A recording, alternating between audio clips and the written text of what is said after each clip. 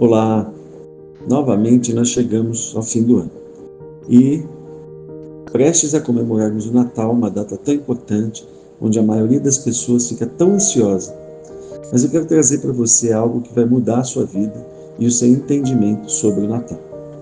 Você sabe qual é o real significado da manjedoura? Hoje eu vou iniciar uma jornada pelo Advento, que é a chegada do Messias. Então eu quero trazer uma palavra que fique gravada para sempre no seu coração e te mostrar a revelação contida nas figuras do seu nascimento, na manjedoura e o que ela representa. Vamos começar com a promessa da sua vida. Serão 5 dias até o Natal. Nós vamos percorrer essa jornada. Fica comigo até o fim e eu garanto que depois disso sua vida não será mais a mesma. Bem, vamos à promessa do Messias nas Escrituras. Deus tem a promessa do Messias, do Salvador, desde o Jardim do Éden, quando da queda do ser humano.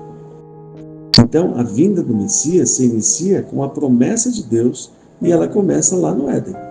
Gênesis 3,15 diz assim: E porém, inimizade entre ti e a mulher, e entre a tua semente e a sua semente. Esta te ferirá a cabeça, e tu lhe ferirás o calcanhar. Então, da semente da mulher, ou seja, de um filho do homem, nasceria aquele que iria destruir as obras do diabo, livrando o ser humano da morte do inferno. Depois eu vou para Moisés. Moisés, em Deuteronômio 18,15, diz assim: O Senhor teu Deus te levantará um profeta no meio de ti, de teus irmãos, como eu, a ele ouvireis. Esse como eu, para eles, tinha um entendimento muito profundo, porque eles viam os milagres que Deus fazia através de Moisés. Então, Moisés está revelando para eles pelo Espírito Santo de que viria um que faria as mesmas coisas que Moisés estava fazendo. Então, a expectativa que o povo criava no coração, que passava para sua descendência, era essa expectativa com essa magnitude, com esse poder. Então veja que quando se fala de Messias, o que o povo imaginava na mente deles? Era alguém muito poderoso e grandioso. Então, do meio do povo judeu, Deus levantaria um profeta poderoso como Moisés, que livraria o seu povo. Era a promessa do reino eterno que traria esse profeta. Depois nós temos Davi. Em 2 Samuel 7, 12 e 13, Deus fala assim: Quando teus dias forem completos, Deus falando para Davi, e vieres a dormir com os teus pais, ou seja, quando você morrer, Davi, então farei levantar depois de ti a tua semente, que procederá de ti, e estabelecerei o seu reino. Este edificará uma casa ao meu nome, e confirmarei o trono do seu reino para sempre. Deus está fazendo uma promessa que depois que Davi morresse, viria um filho daquele trono, um filho da descendência, da linhagem de Davi, e que construiria uma casa para ele.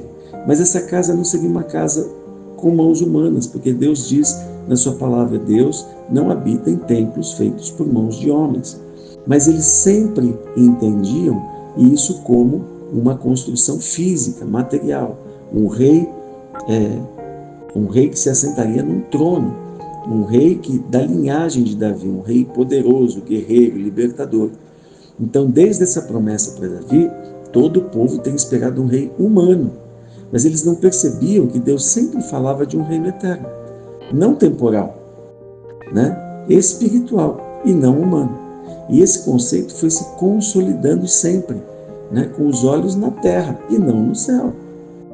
Em Salmos também, Deus fala sobre um reino messiânico. Salmo 72, de 1 a 4 diz: Ó Deus, dá ao rei os teus juízos e a tua justiça ao filho do rei. Ele julgará o teu povo com justiça e os teus pobres com juízo. Os montes trarão paz ao povo e os outeiros justiça. Julgará aos aflitos do povo, salvará os filhos do necessitado e quebrantará o opressor. Então, quando se fala de Messias, está se falando, veja, alguém que destrói os inimigos, alguém que liberta as pessoas da pobreza, alguém que salva os filhos, mas sempre apontando para um reino terreno. Mas Deus não está falando de um reino terreno. Jesus mesmo diz para Pôncio Pilatos: meu reino não é deste mundo. Se fosse, Deus enviaria os meus anjos e eles me libertariam. Salmo 89, 3, 4. Fiz um concerto com o meu escolhido. Jurei ao meu servo Davi: a tua descendência estabelecerei para sempre, e edificarei teu trono de geração em geração. Veja, Deus sempre fala com Davi, mas falando de um reino eterno. Salmo 110 também, 1 e 2 diz: disse o Senhor ao meu Senhor. Veja, Deus falando com ele mesmo, né? Porque o Senhor ao meu Senhor aqui está falando, usando a mesma palavra que se refere a Deus, né? E até mesmo Jesus confronta os fariseus, os religiosos, né? No templo, dizendo: olha, se o Messias é seu filho, por que ele o chama de Senhor, né? Porque disse meu Senhor, né? Disse o Senhor ao meu Senhor. Então eles pensavam que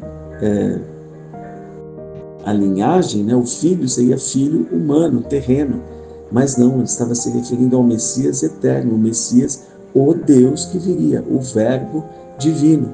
Então, se ele é chamado de Senhor, como Deus, como ele poderia ser filho de Davi? E Jesus interroga ele sobre isso, né? Falando dele mesmo. Fala: se eu sou um filho humano, se eu não sou Deus, então como que o próprio Salmo de Davi diz: disse o Senhor ao meu Senhor? Ou seja, falando de um Senhor Deus e não de um Senhor homem. Assenta-te à minha mão direita, até que eu ponha os teus inimigos por escabelo dos teus pés. O Senhor enviará o cetro da tua fortaleza desde Sião, dizendo: domina no meio dos teus inimigos. Toda essa linguagem poética apontava para um reino humano. Isaías também diz, Isaías 9, 6 e 7, porque um menino nos nasceu, um filho se nos deu. O principado está sobre seus ombros, e se chamará seu nome Maravilhoso Conselheiro, Deus Forte, Pai da Eternidade, Príncipe da Paz.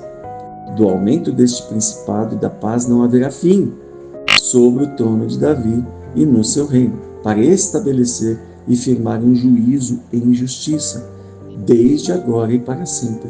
O zelo do Senhor dos Exércitos fará isso. Então veja que é uma conotação, é uma linha, né, paralela que leva para um reino, aponta para um reino humano, mas fala de um reino eterno. Então veja, fala de um maravilhoso conselheiro, ou seja, alguém espiritual que dá conselhos para o coração humano, para a mente, para a alma.